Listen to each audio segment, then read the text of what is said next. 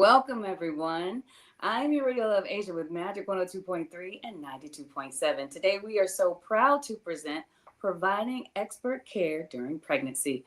This is a presentation brought to you by the University of Maryland, Capital Region Health. Joining us today is Dr. Donna Neale. She is an OBGYN.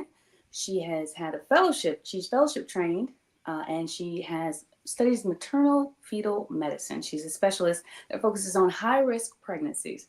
She also focuses on labor and delivery and gestational diabetes. How you doing, Dr. Neale? Good evening, Asia. Thank you for having me. Good. I'm so happy that you're joining us today. So I was looking at your bio. I've noticed that you have quite an extensive background in education. You studied at Boston University or Boston University School of Medicine, right? Yeah, I did. In addition to having a residency at Georgetown University and even at Yale at one point, right? I did my fellowship in maternal fetal medicine at Yale, stayed on faculty there for another 3 years. But my husband was down here, so came down to Hopkins and was there for 17 years and just recently joined the University of Maryland medical system 2 years ago. And I'm super excited to be a part of that team. Super excited to have you as a fellow Marylander. Welcome, welcome, welcome. We appreciate you so much. Tell us a little bit about how you chose a field like pregnancy and the OBGYN aesthetics of everything. Like, just tell us how you fell into that field of medicine. So for full transparency, I was a student athlete in high school. Okay. And I thought I was going to do orthopedic surgery and be a team doctor. I thought that would be really fun. But when I was in medical school and was going through my rotations, I realized I really loved obstetrics and gynecology. I really loved working with women. I love the continuity of care, like the life cycle of women that you can really, meet a woman and adolescence and follow her all the way through menopause. And then once I actually was going through my obstetrics rotation, I realized there were so many opportunities to make a difference in obstetrics. One of my areas of interest is actually, in addition to gestational diabetes and labor and delivery, but also preeclampsia. And that's the high risk, that is high blood pressure that occurs during pregnancy. And as you know, that can be devastating for women, and it affects Black and brown women more. And I thought, hey, maybe this is a place I can really sink my hands and sink my feet and really, ask questions, because we don't know as a field what causes this. And so I thought, hey, this is something I want to delve into. So that's how I got to maternal fetal medicine. I love that. Yes. And a lot of people don't know that Black women are 4 times more likely to have complications during pregnancy and things like that. So that was one of the things that you wanted to focus on while studying this field. Correct. We've always known this, those of us who worked in this field, like I've been doing this a long time, and we've always seen these disparities and outcomes between racial groups. But more recently, I think everybody knows it now. I mean, it's really out into the lay press now. And so I'm, again, super excited for you to have the conversation with you. Thank you for teeing up the topic. Thank you for allowing space for your viewers and listeners to join, because it's so important. There are lots of questions about it. And we're here to help. I mean, I think one of the things I always want women to know, in partners and husbands, fathers, Black women can have a great pregnancy. Women can have a great pregnancy. So I just don't want people to think they can't do that. Right. It can be a joyful experience. I know I'm a mother. It was a great experience for me. Are you a mother, Dr. Neale? I am. I'm a mother of 2 children, a boy and a girl, and had a great pregnancy, even though I was an older mom, even though I was maternal fetal medicine specialist. That's not a good combination, but it was great. I think my doctor would say I was a good patient. Really? Yeah, that's what they say, that's the hardest thing to do, is for a doctor to be the patient. So yeah, exactly. I can see that. Now, with Black women experience a higher rate of adverse pregnancies and infant health outcomes compared to other racial and ethnic groups. Talk to us a little bit about the importance of having these services readily available in the Prince George's County area. Right. So when we look at Maryland, Prince George's County is probably the second populous county in Maryland, probably almost 1 million people. And it's the county that has the highest number of Black and brown community members. So it's important, as we just were talking about, we know, Black and brown women are 4 times more likely actually to die from childbirth than their non-Hispanic white counterparts. So it's important just from that that statistic alone to make sure we have resources where our Black and brown moms are. I have another big, really huge pet peeve, and that is I don't think any woman should have to leave their community to get evidence-based quality healthcare. And what I mean by that, what I saw in my previous position was that women were leaving their community. Women were leaving Prince George's County to go to other communities to get their care. And I know from a mom, a working pregnant person, how hard it is to get to your doctor's appointment. That's when difficult. they're in your community, and now you're leaving your community to go. That's a barrier. That shouldn't be a challenge. So that's another reason, for me, why I'm super excited to have joined the University of Maryland health team, to be down at the University of Maryland Capital Region Medical Center working alongside the great team that's there, just so women do not have to leave their community to get great care. Yeah, I personally have had like girlfriends say that they needed to go to the Virginia areas or the Anne Arundel County areas and things like that because it just felt like their needs would be met in those areas as opposed to being right here in your own home. So it's great to know that we have physicians like you right next door, that we don't have to drive 45 minutes, an hour and a half out of the way to get the care that we need. Because it is a concern. It's a concern, especially as a Black woman, because knowing that we face those higher rates, knowing that we have those complications, like preterm, right? We suffer higher rates of preterm birth, of low birth weight. Knowing those things, we get a little scared, especially when you mention being a little higher in age. We have a lot of women now having babies over the age of 35, and that's considered high risk, right? Correct. So I think when you get to your mid 30s and you're now having your first child or things like that, you kind of want to make sure that your needs can be met, and that's why they look to those other counties, not knowing that you're here, Dr. Neale, you're right here. In the hospital, University of Maryland Capital Region Medical Center, it's awesome. It's a beautiful facility. It's only about 2 to 3 years old, has all the resources that a woman would need to have a safe delivery, to have, adequate and more than adequate prenatal care, prenatal diagnosis, which is what I do, a lot of ultrasound procedures, whatever's needed to take care of you during your pregnancy. You can do it right here in your community. Right.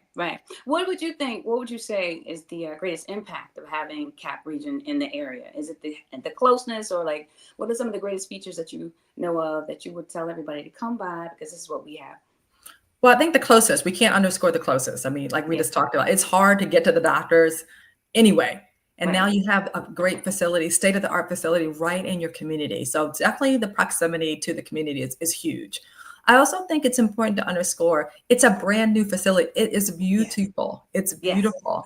In the sense, and why I'm underscoring that is that even myself, I'm a physician. I have spent half my life in the hospital, sleep in the hospital, holidays in the hospital. I've spent a lot of time in the hospital.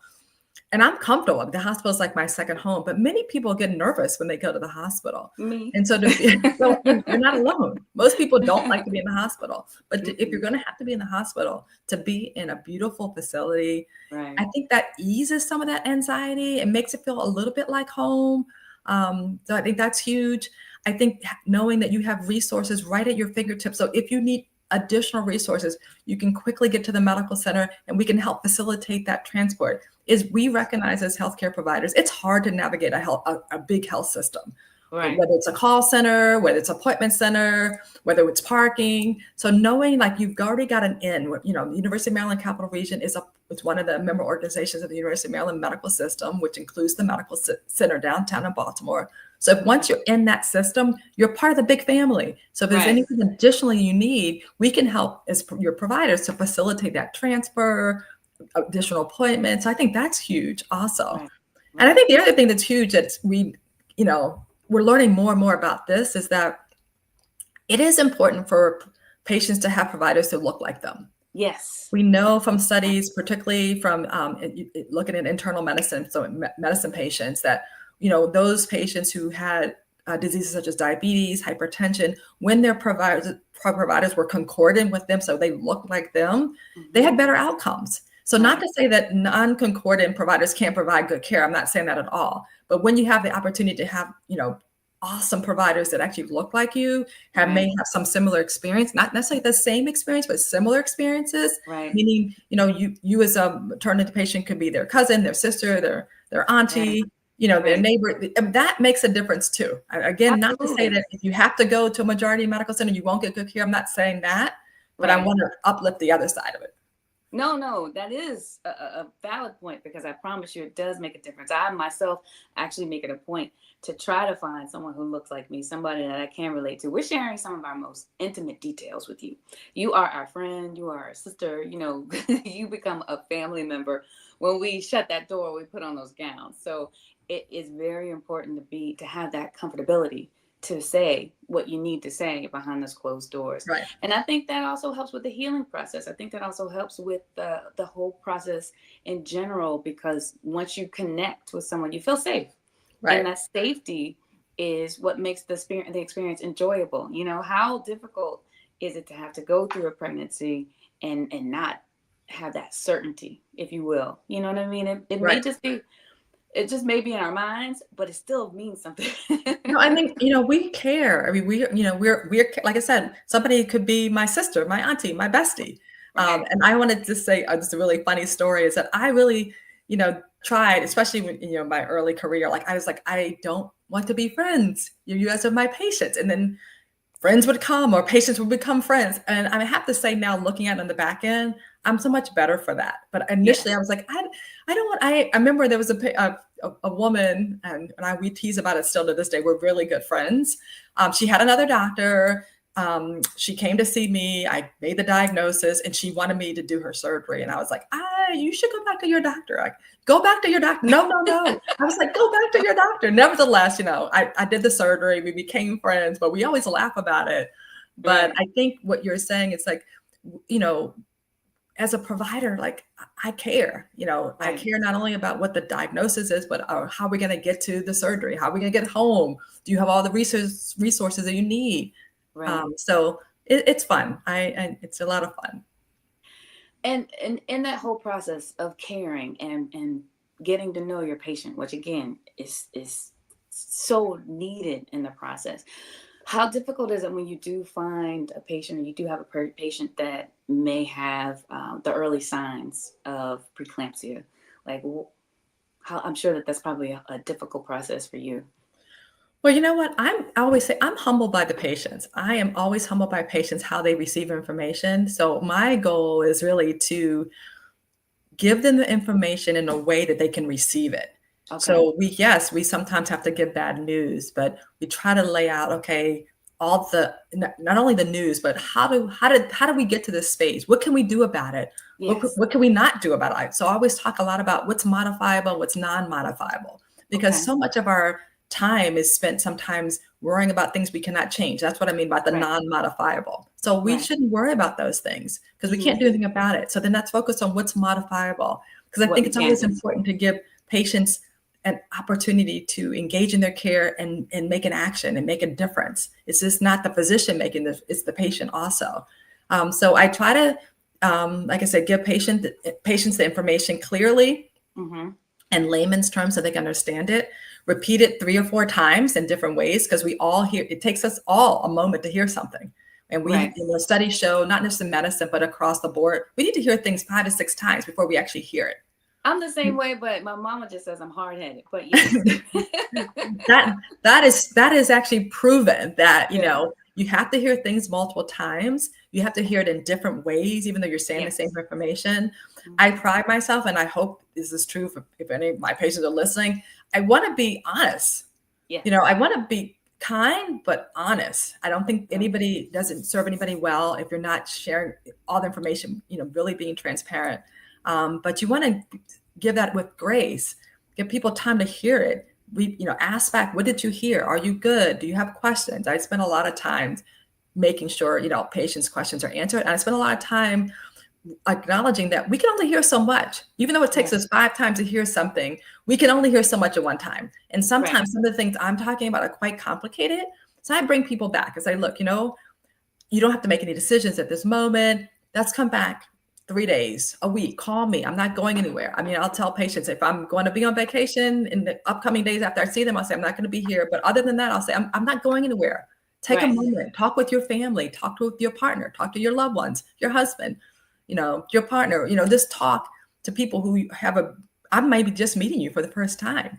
Right. Talk to people you have a relationship with, bring them in. I am a huge advocate of, of having that second pair of ears, again, Right. because we can only hear it so much. Right. And once, I mean, I'm talking about mother and fetus. I'm talking about two Right. patients. And Exactly. typically, once I start talking about something that's not as expected, like not what the patient was expected to hear, they can only hear so much and they shut down. So that's where it's good to pull that buddy in, their health advocate in. If they're there with them, great. If they're not, get them on the phone. I'm happy to do that. If not, okay, bring them back. I'm all for having that second, even third pairs of ears. I am not intimidated by that. Like, Mm-hmm. come bring mom in, bring your bestie in, whoever you feel like, whoever your trusted advocate is, I'm certainly supportive of that. So it can be difficult. I talk about a lot of difficult things, but I hope I'm Mm-hmm. doing it with grace and kindness. Absolutely. I think that's so. I can tell from just talking to you now that I'm sure you are. I feel like we've been friends for like 10 years. So, with the increased risks of pregnancy and complications, especially with women of color, having limited access to proper care, and Capital Region actually being here in our area, tell us little bit about what that means to our area and what that means to our patients, like going forward, of having a facility as great as this right next door. I know we talked about having it, the distance and being right there, just being accessible. But aside from that, share with them like the great reasons that we are so very happy and proud to have you here in Prince George's County. Well, I think one of the things, as in addition to the proximity, which we spoke a lot about, is that there's multiple service lines that touch women. Okay. Women have multiple touch points into the medical system, and so in my mind, pregnancy care starts way before the pregnancy. So I'm a Right. big advocate of what we call preconceptual care. So Mm-hmm. where you're going to see your gynecologist, so you're going for your annual visit, your Pap smear, but you're thinking that you might want to get pregnant at some point. This is a great time to start talking about, like, do you have a chronic medical condition such as diabetes, such as hypertension, such as lupus, which we know are more common in the African Exactly. American population? Do you feel like Exactly. you need to lose a little bit of weight? We know that obesity is, rampant across our Right. whole country. It's not just Maryland, it's not just Prince George's County. Mm-hmm. But we do know we have an obesity epidemic. So is it an opportunity to start working on these things that may have implications during the pregnancy? So preconceptual care is huge. And at the University of Maryland Capital Region, not only do we have awesome obstetrical service, we have awesome gynecological services too. We have awesome family medicine. We have awesome internal medicine. Again, all different touch points for a woman into the healthcare system, maybe way before pregnancy, maybe just a short time before pregnancy, but certainly an opportunity to have a conversation to say, I'm thinking about pregnancy, what should I be doing? We know all all reproductive age women should be taking folic acid. Folic acid is the one thing that helps in terms of protecting this development of the fetal spine. And that fetal spine development happens very early in pregnancy, often way before a woman knows she's even pregnant. So even Right. a small conversation like that with your primary care provider, your family medicine provider, your midwife, say, hey, I'm thinking about pregnancy, what should I do? Minimally, it's like, let's make sure you're taking a multivitamin that has folic acid. Right. Let's make sure whatever else we need to attend to. So I think that's a huge part of the presence of the University of Maryland Capital Region in the community, is that there's so many touch points that women can come in and talk about their plans, their reproductive plans. I love that. I love that. And what would you say is the most rewarding part of practicing medicine, especially with the University of Maryland? I have to say, can I have two rewarding? But Of course, you can have as many as you like. I mean, certainly, I hope you can hear. I am passionate about, I feel like every woman should be living their best life. And when I say that is that, not just surviving, but thriving. So many times you think I'm just trying to make it, but I Right. think everybody should be thriving. And so for me, what is so rewarding is when I meet a woman and I'm able to be a part of that thriving journey. Right. Through their pregnancy, perhaps, again, because I specialize in high risk pregnancy. So many of my patients have had a poor outcome in a prior pregnancy or unexpected outcome in a prior pregnancy, and to be able to walk that journey with them. And again, like I said, I'm very humbled by the patients because they're walking with grace. I know they're nervous, they're afraid. So I'm this humble to be taking that journey with them, and for them entrusting me to be a part of the journey.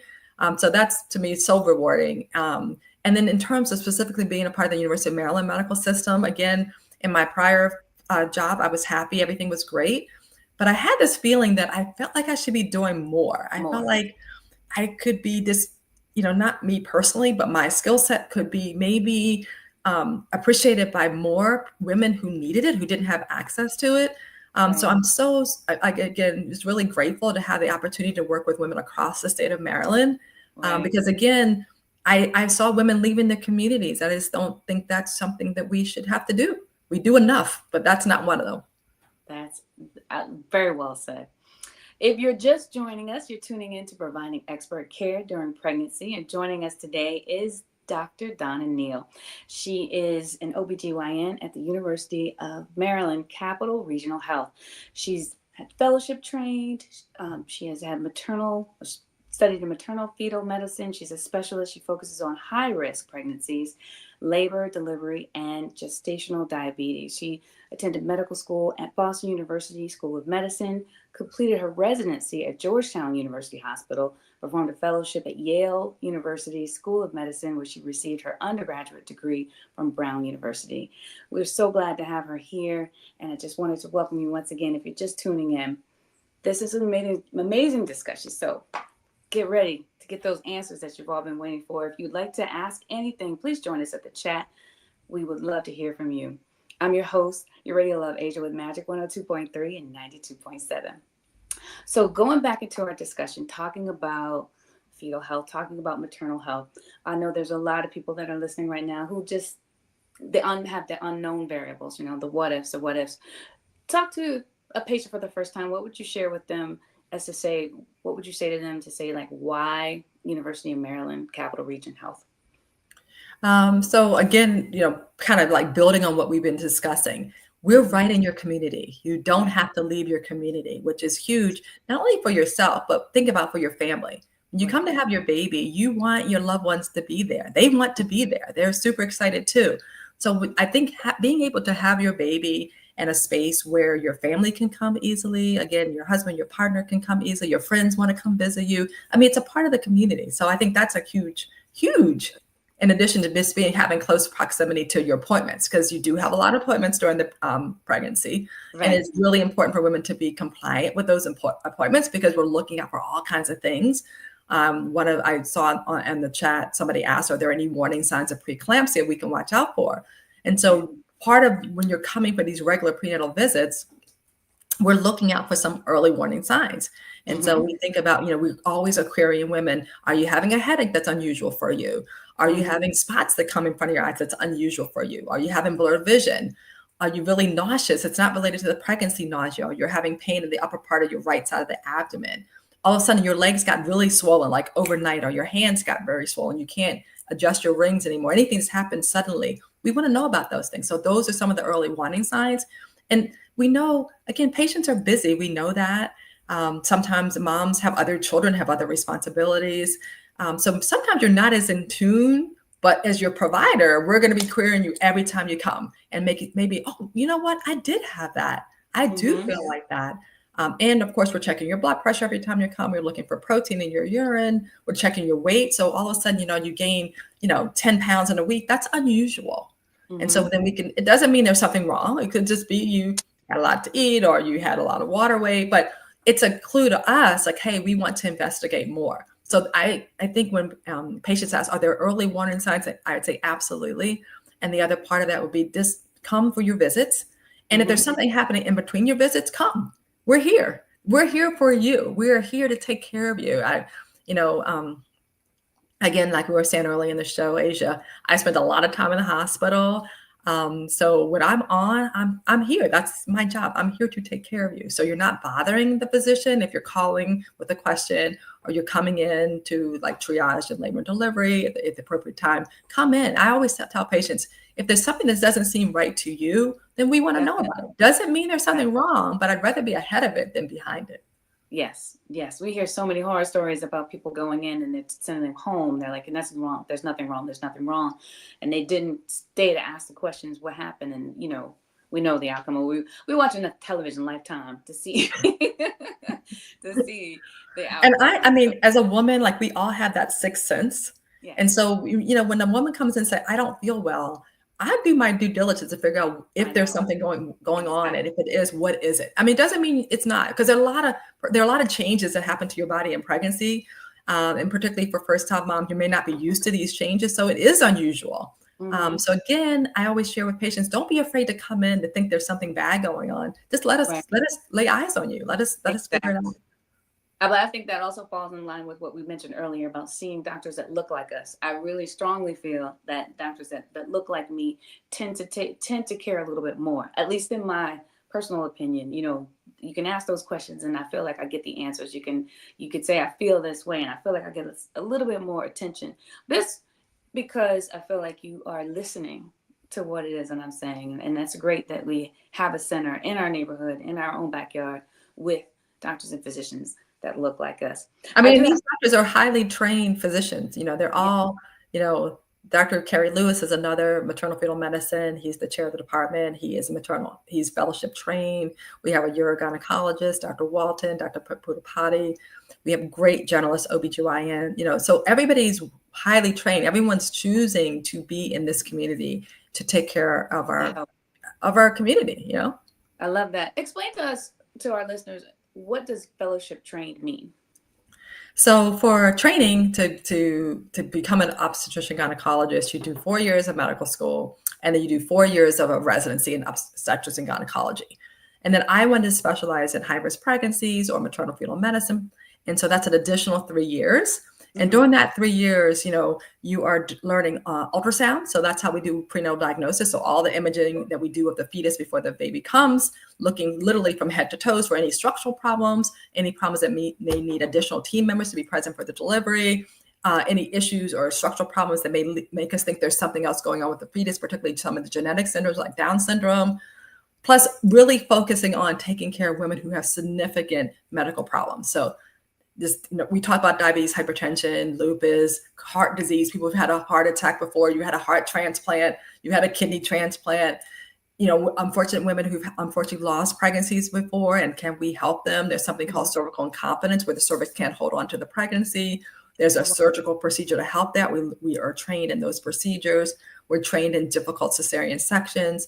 We're trained in abnormal placentas, whether it's a placenta previa, which is where the placenta comes down in front of the baby, or placenta accreta. So you're really getting this intense training for the high-risk conditions. So that's another 3 years. Okay. So We that's we what have we a mean by fellowship train. That's awesome, and that's a lot of schooling. It That's a is, long but time. it's rewarding. It's very rewarding. It seems like it is. We have a question from Julie in Largo. She says that her first child was premature. She says her and her husband are thinking about having another child, but she's wondering if she suffers from preeclampsia, how would she go about getting tested? So a great question, Julie. So the first thing I would say is come on in. This is a great opportunity for us to have what we call a preconceptual consultation. So we'll go through your history of the prior pregnancy, try to get as many details as we can from you. If you have your medical records from the prior delivery, bring them with you. If not, we can get them later, and really put together, when we're talking about a medical history, it's like a puzzle. And Right. we, as your provider, put together all the pieces. That's one of the things in terms of a maternal fetal medicine specialist. We are investigators. We will try to get all the information, and then based on that information, we'll come up with, what was going on with that index pregnancy, and what can we do differently in the upcoming pregnancy to change the outcome? What can we do now in the preconceptual period? And really have a plan for you and your husband to know, like, how are we going to manage a future pregnancy? And then you guys can use that information and say, you know what, I like that plan. I can get with that plan. And we want to expand our family, or, I don't know if I want that plan. I don't know if I want it right now. I don't know if I want it ever, but it gives you, again, that autonomy to make decisions as Right. how you want to, expand your family. And really, this is part of what we call reproductive justice. This is you, exerting your own will on your reproductive capacity. And that's so important for women.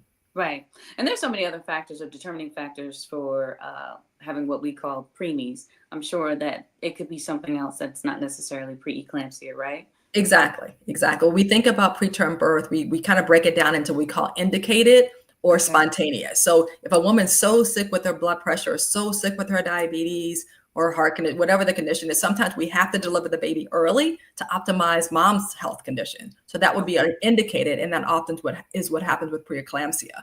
On the Oh, flip side, there's something called spontaneous preterm birth, which is a woman who just minding her own business and all of a sudden she goes into labor and she's 30 weeks too early right. and she's so far along we can't stop it. So that's spontaneous. And those are different things. And so it's really a great conversation to have because as you can imagine, if it's indicated preterm birth and we correct that indication, we take away that indication, we optimize, say it's a blood pressure issue, we optimize the blood pressure.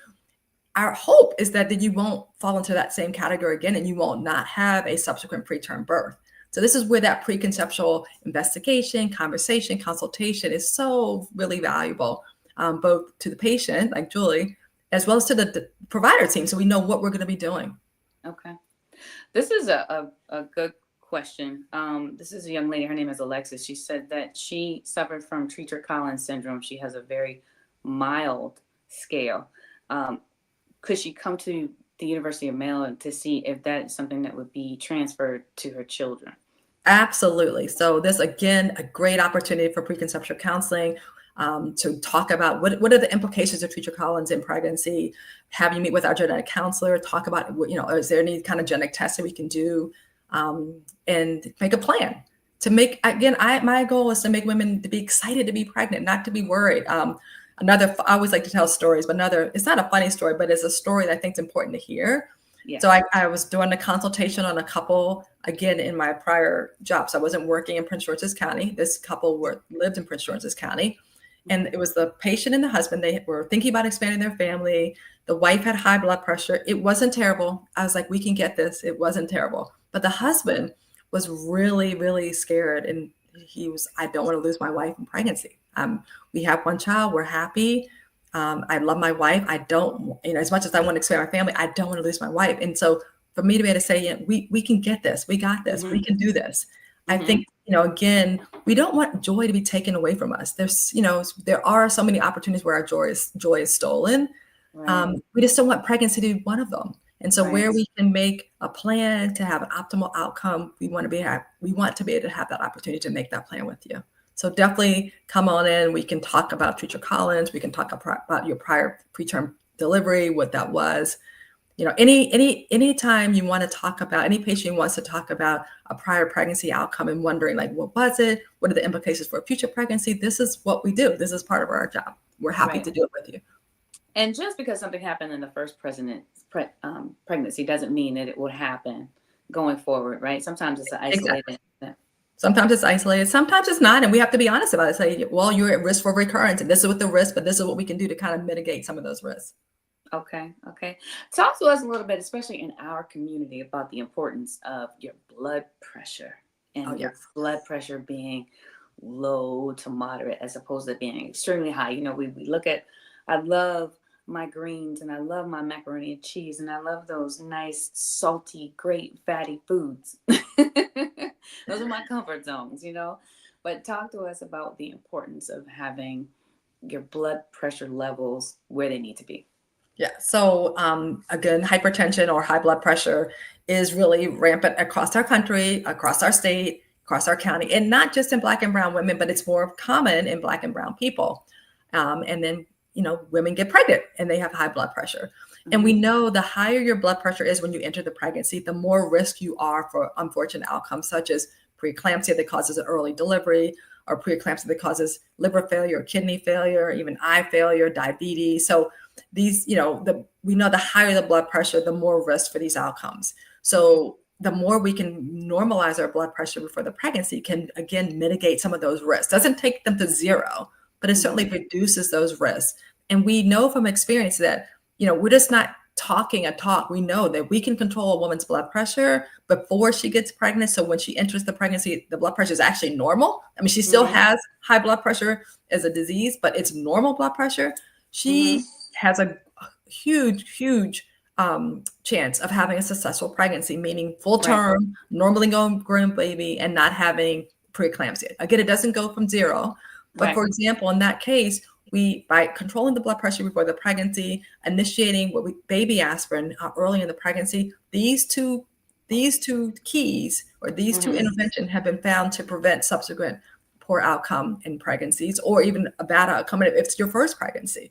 So the lower this is one of the things, like, when you're in school, you want to have the highest tests great, right? Of course. Yeah. Blood pressure is one of the ones you want to have the lowest. So it's okay if it's low. There's some Right. issues we have to think about in pregnancy, just normal physiological changes that happen in pregnancy. So if you have a low blood pressure normally going into pregnancy, you should have a good outcome in the pregnancy, but you make sure you have to hydrate well, drink lots and lots of fluids, because you can get dizzy more easily, feel lightheaded more easily, which can be common feelings during pregnancy. But the woman with the low blood pressure can feel that more, but it's not bad for the pregnancy unless you pass out. So the lower your blood pressure you can get, your lower the blood pressure, the better. Okay. Before the key is before pregnancy, because Right. keep in mind, when a woman finds out she's pregnant, she might already be 6, 7, 8, 9 weeks pregnant. Yeah. At that point, your placenta is already laying down, and this is where blood pressure and pregnancy intersect. Like, why do we talk about these two things together? Right. So your placenta is what is feeding the baby, the fetus. The placenta is really one big blood vessel. And so you want your blood vessels to be as big as possible. So as round and big as possible, because that allows more blood flow and oxygen to go to your fetus. So for growth, for development. Hypertension or high blood pressure essentially is narrowing of the blood vessels. So think about it. If your placenta is huge, got nice big blood vessels, your fetus is getting lots of oxygen, lots of blood flow, their brain is developing, their organs are developing, they're growing, they're thriving in utero. Right. You have hypertension, your blood vessels narrow down, then that's less blood flow, less oxygen going forward. And so again, more risk to, fetus is not growing well, not having appropriate development. So that's this, always think about, how big are my blood vessels? I want my blood vessels to be as big as possible. And that's where controlling the blood pressure, exercise has a role. There's some dietary changes that can certainly benefit, certainly reduction in salt, this reduction in processed foods. One of the things we're super proud of at the University of Maryland Capital Region is that we have a food as medicine program. So, Asia, you were talking about your mac and cheese and your greens. Greens are great. Like, how do you prepare them, right? We got to prepare them properly, So we feel so strongly that, food is medicine, that we have essentially a food pantry on campus of the hospital. Is it a soul food pantry? Only it's the foods that you should have for maintaining good blood pressure, correcting any anemia, for diabetes. And we in addition to giving out the food, it's really food you prepare. We also give out recipes and tips of how to prepare these foods healthy to make, they and still taste good. Yes. We always want, we want our ingredients to taste good. We can do that without like tons and tons of salt, that type of thing.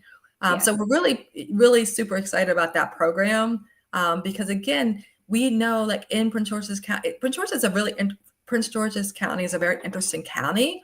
Yes. Again, it's the second largest county in Maryland. It's the most populous with Black and Brown community members, and the bandwidth in terms of socioeconomics is huge. It's one of the most, highly resourced Black and Brown community in the United States. The second highest, wealthiest Black county in the U.S. In the U.S., exactly. Mm-hmm. And then, but it also has a lot of community residents who are actually food insecure.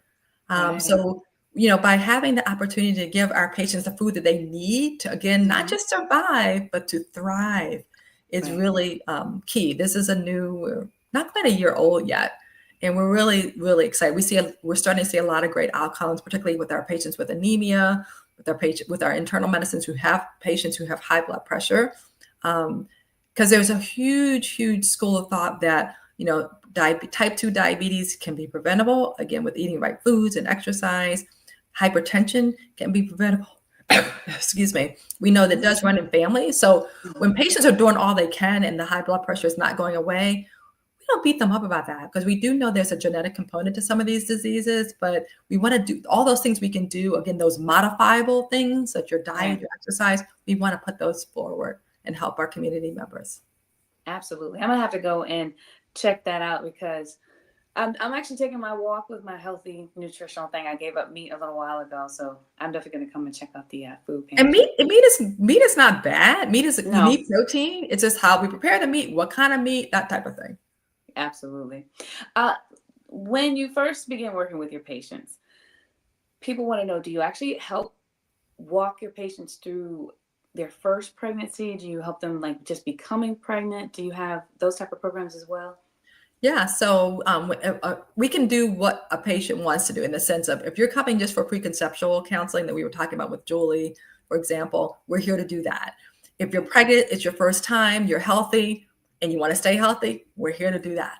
Right. If it's your second or third and you've had unfortunate outcomes and you want to see whether we can change things around or you need enhanced care, we can do that. The nice thing about the University of Maryland Capital Region in terms of their obstetrical service, we have the full gamut. We have a really robust midwifery program. They're excellent. They work hand in hand with our general OBGYNs who work hand in hand with our high-risk specialists such as myself and Dr. Lewis and Dr. Broth. There are three of us who are there. So we can run the full gamut. And this is the thing we always remind our patients is that, when we think about high risk, people talk a lot about high risk. People know some conditions such as age above 35. But in our minds, we know that about a third of women enter a pregnancy high risk. So they have something. Mm-hmm. About a third of women develop a high risk condition during the pregnancy. And about a third of women develop a condition in labor or postpartum. So having access to a maternal fetal medicine specialist, even though you may not need them initially, but have access to them, I think is really key. So when a woman's thinking about like, where do I want to seek my care? That is something you should be looking for. Like, if I need a maternal fetal medicine specialist, are they there? Right. And are they easily accessible? And we have that at the University of Maryland. So again, you could be total low risk and see a midwife the whole pregnancy. But say the midwife has a question, we're right there. We're right around the corner. We're literally down the hall. Oh, that's awesome. So we work hand in hand. And even though I'm a maternal fetal medicine specialist, again, trained in very high risk pregnancies, high risk conditions, if a woman doesn't need any additional intervention, we don't have to do them. And so what I mean, if you want to come into labor, you're healthy, you want to be on your birthing ball, you want to take a shower, you want to walk through your labor, as long as both you and the fetus are doing well, we can accommodate you. And wait, did you say take a shower? In labor, I mean, like some people, water is relaxing. In the shower? A lot of women like to get in the shower in labor. They feel like having the hot water on your back feels good. I've seen them in the tubs, but I've never seen the shower. Some people like to get in the shower. Yeah. Really? I would be so nervous and so scared. Like, well, you got to have a partner. You got to have somebody with you. That type of thing. Yeah, that was today's years old when I heard that. Having a baby in the shower. Wow. That's I'm sorry, not having, let me be clear, not having the baby in the shower, but say during the labor course, you want to take a shower, you want to just relax a little bit, right? You want to, like I said, on your birthing ball, sitting on the birthing ball, listening to your music, we can accommodate those types of things. I think a lot of people think when they hear maternal fetal medicine specialist, they think everything's got to be high tech. It doesn't. Okay. Like, I always tell patients, you want to be in a place where if you need something, it's there. Right. That's absolutely. And that's what we can offer our patients at the University of Maryland Capital Region. So people want to know, how can someone become a patient under your team's care? Easy. I mean, anybody who wants to be a patient can be a patient. Our call number is 240-677-3000. And just call and make an appointment and just say what you want. Hey, I'm thinking about getting pregnant. I'd like to have a preconceptual consult.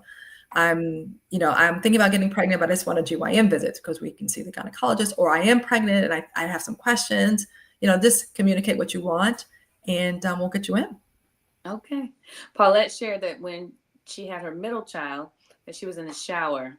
She said that the warm water, the hot water was so soothing. So shout outs to Paulette for chiming in. I had no idea. I've again, this is only by television. I've never seen the whole midwife experience, but I've seen it in the tub and I've seen other things. But the shower is interesting. I can see that because it is kind of relaxing. I mean, think about like menstrual. If you women who have menstrual cramps or bad menstrual cramps, a lot of people like to get in like a hot tub or a hot shower and think labor pains are just menstrual cramps on steroids. You know what I mean? Yes.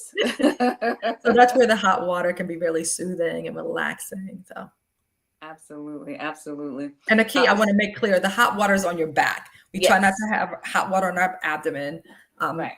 Because when the fetus is developing, hot water can potentially be dangerous in terms of some of the development. But at term, it's fine. But just want to be clear.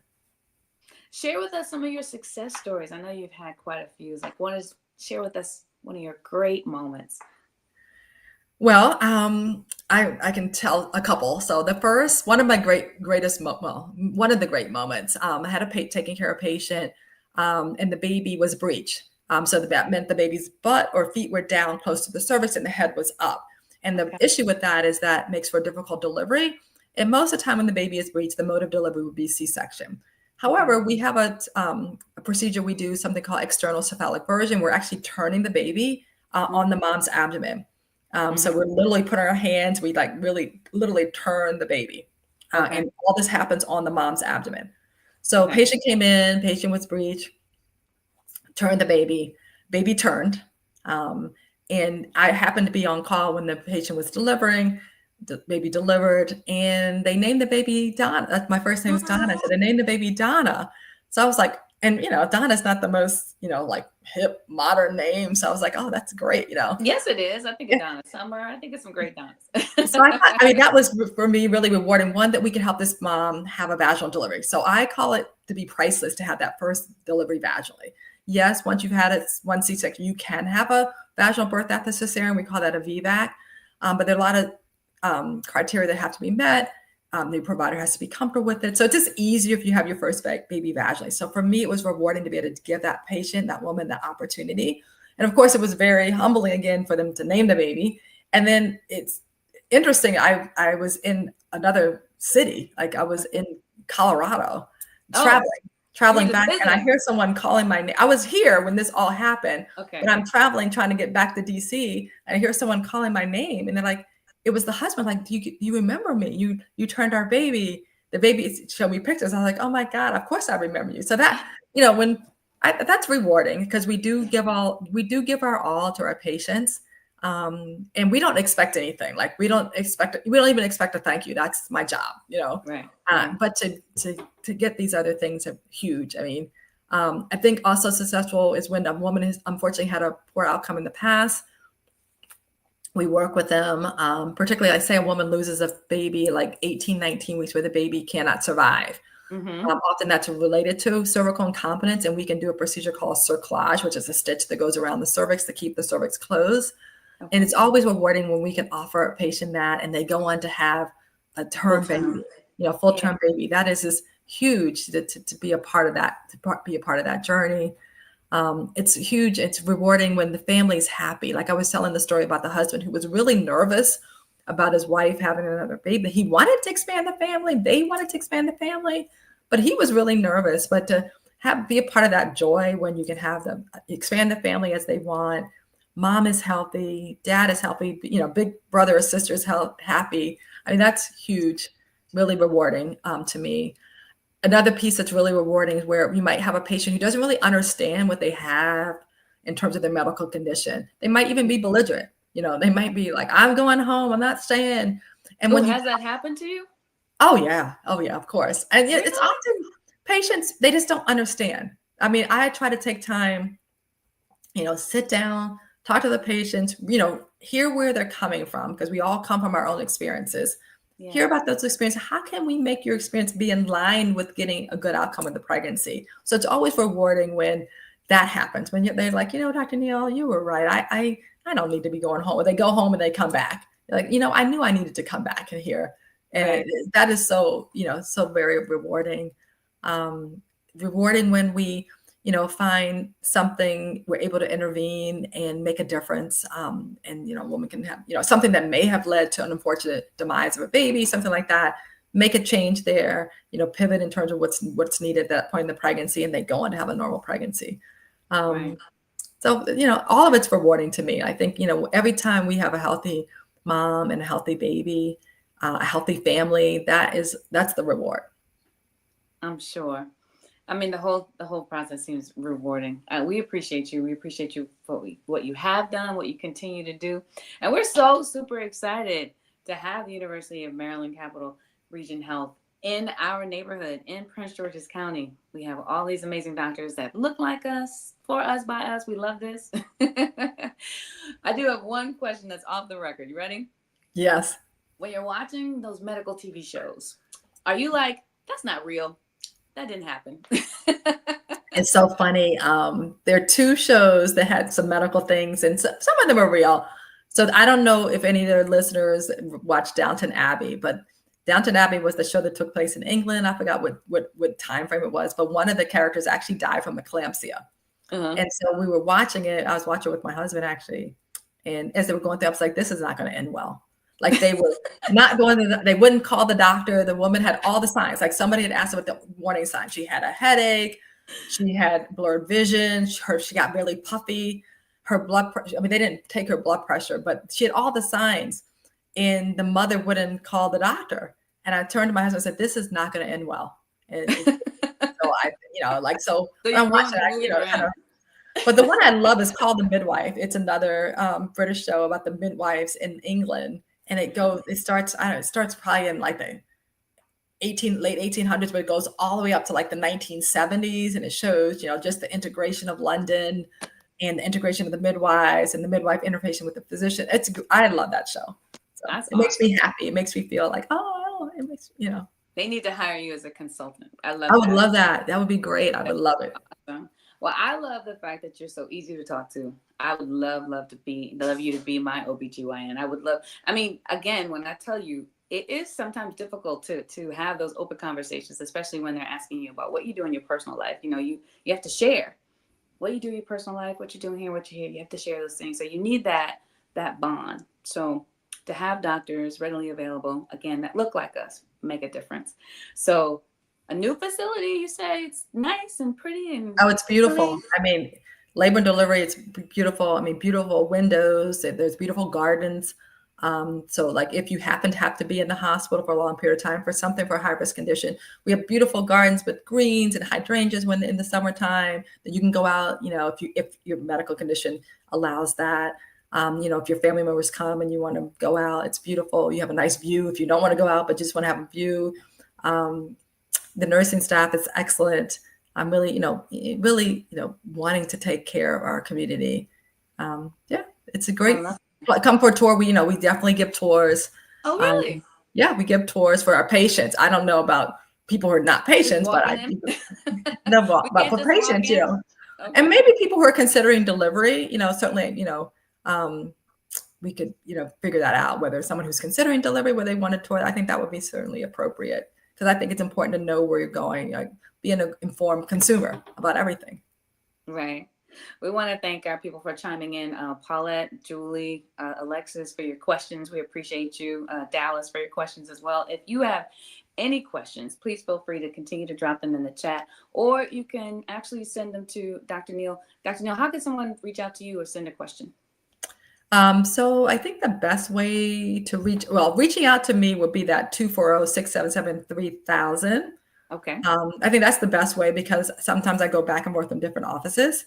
And so I think that's the best. And if it's just like, it's a call center, but you could say, I really have a question for Dr. Neale. I'm very good at answering phone calls within 24 hours. Oh, wow. Okay. We get so many emails. I get so many emails because in addition to being a maternal fetal medicine specialist, I'm also the OB champion for equity, diversity, inclusion across the health system. Wow. And I'm also the medical director for something called the NEST. And the NEST is a system-wide command center for all the fetal heart tracings across the health system. So when we're looking at when ladies are in labor and they have the monitor belt on their bellies, look at the fetal heart tracings, we are seeing all of those across the health system. Wow. This is a second pair of eyes of surveillance, helping our bedside team members. So all that is to say that I get a lot of emails. So I try to I don't want to miss anything from patients. So if you call and you say, I have a question for Dr. Neale, I'll call you back. Right. I always say it usually, it might take up to 24 hours, but I will call you back. And I think that's much more consistent in terms of patients wanting to send like an email or a message. This gets lost. And I know that. So I don't want that for anybody. I love that. And everybody who's listening now, after hearing your resume and hearing all that you do, they're all going to want you to be their doctor. Everybody's going to want to sign up under Dr. I'm happy. Like I said, if you want to come, I will take care. I would love to take care of you. That's it's my passion. It's my job. Like I said, I don't need to be thanked for it. That's what I do. That's my job. That's what I signed up for. I love that. Your patient roster is about to be very, very filled. Francine chimed in. She said, thank you, Donna, for such great, helpful information. Dallas said, great info. Thank you. A lot of people appreciate you taking the time to share with us. a lot of things that have been on our mind, a lot of things that we can share and pass on to our loved ones, our friends. You know, we may not be experiencing those things ourselves, but information is power. So if we can share it or pass it along to a loved one, that's even better. And the fact that you're, again, right here in our own backyard, that makes it, that just is the cherry on top. You know, we don't have to drive to those outside Correct. counties, you know. So it's super exciting. Once again, if you're just joining us, we're here with Dr. Donna Neale, and you can reach her at 240-677-3000 to schedule an appointment or visit umcapitalregion.org/4women to learn more. Again, we appreciate you guys taking the time to join us. We appreciate University of Maryland Capital Regional Health for allowing us to steal you for a few minutes today. What would you like our listeners and our audience members to take away from this discussion today? I first want to say thank you for listening and engaging this conversation again, Asia. It's so important. I want listeners to know that, as I've said it earlier, but I'm going to reiterate it for those who joined, but I'm reiterating because it's so important, is that Black and brown women can have a successful pregnancy. You know, yes, we have some diseases that are more common in our community. We have some challenges sometimes are more common in our community, but that should not take away the joy of being a mother. If that's what your choice is, if that is what your journey is, to be a mother or to expand your family, we can do it. To do that, though, I think it is important to engage the healthcare system, seek out, like I was saying earlier, if you want to have a low risk a low risk care team, it's fine to be with a midwife, but make sure you have all the resources available to you that you might possibly need. So make sure you have a maternal fetal medicine specialist. Make sure you have, the other thing we haven't spoken about is our nursery, our NICU. We have a level 3 NICU at the University of Maryland Capital Region. So if the baby needs anything special, we're there. Doesn't mean you have to use them. But in my mind, like, this is what I teach my kids. You want to have choices. When we think about what does success look like, success looks like the ability to have choices. And I think you have all the choices you would want at the University of Maryland Capital Region and in our women's and children's health system. I love that. Tell us everything that's available at the facility. So again, we've got full service in terms of women and children's health. So we've got family medicine, who sees obstetrical patients. We've got midwifery, a really robust and excellent midwifery program, general OBGYN program, maternal fetal medicine program, a urogynecology program. Oh, wow. We have they're starting a fibroid center. We have a diabetes and medicine program. We have a very robust prenatal diagnosis center. We started a fetal echocardiogram, so we specialize in fetal heart studies. And of course, our food is medicine program that is really, we're super excited about. And that's just from the women and children's health side. There's internal medicine, just for the general, kind of general touch point when you're not in the pregnant state. There's general surgery, there's trauma, of course, there's radiology, there's a cancer center there. So University of Maryland medical system is really making an investment in Prince George's County, again, to allow our community members to not, again, just survive, but to thrive. I love that. I love that. Dr. Donna Neale joining us today, fellowship trained OBGYN with maternal fetal medicine specialist, focusing on high risk pregnancies, labor and delivery, and gestational diabetes, joining us today. It's been so much fun. I mean, you made this learning process so much fun. We appreciate you. Again, if you'd like to reach Dr. Donna Neale, you can reach her at the number listed below, which is 240-677-3000. Again, that's 240-677-3000. Or to schedule an appointment, you can visit umcapitalregion.org/for women to learn more. Dr. Neale, thank you so much. Thank you for having me. Again, thank you for having the space for the conversation, for our listeners to chime in, ask questions. We always say this, but knowledge is power, and the same goes in medicine. You've got to know your numbers, your blood pressure, your blood sugar, and you got to have all the information you need to make you comfortable to have your medical care in your community. And we have all those resources for you right here in Prince George's County. Yes, right here in Prince George's County. You don't have to look any further. We love that. I've been so very honored to be your host. Again, I'm your Radio Love Asia for Magic 102.3 and 92.7. an urban one. Today, we were helping you by giving information to providing expert care during pregnancy. Again, joining us today, Dr. Donna Neale, all being brought to you by the University of Maryland, Capital Region Health. We thank you so much for watching. You can follow me at Always Ask Asia on Facebook, Instagram, Twitter, and TikTok. Again, that's Always Ask Asia. We want you to stay blessed. And again, thanks so much for watching.